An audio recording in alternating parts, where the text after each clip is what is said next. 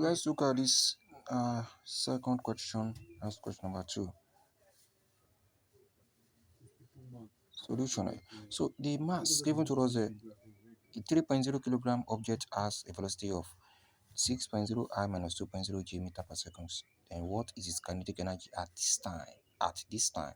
So focusing on these two parameters, the mass of the object is 3.0 kilogram.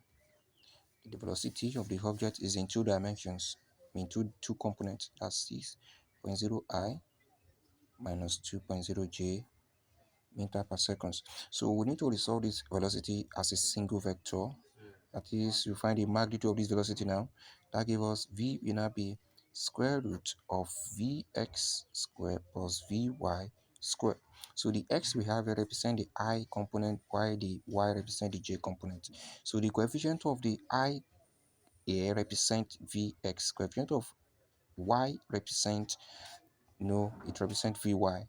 So coefficient of I here is 6. That gives us 6 squared plus then vy will be the coefficient of j, that's minus 2 square.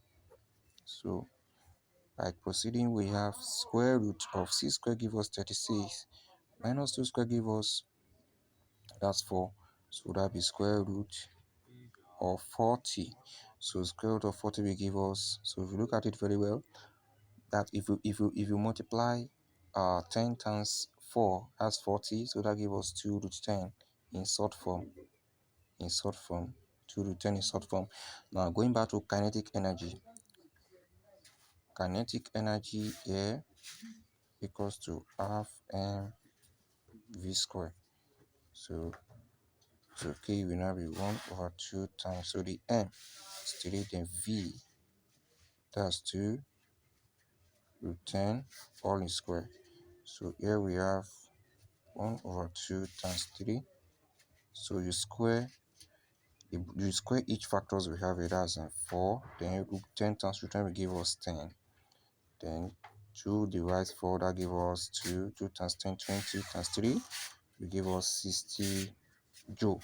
So that is the first result for the first question here. So that's the first answer, 60 joule. Now the next question is to find the total. You find the total work done on the object if its velocity changes to 8.0 I, and then so just resolve the velocity for the second, as v2. So that gives us like 8 squared plus 4 squared. So this will now make us to proceed to the next part of this solution.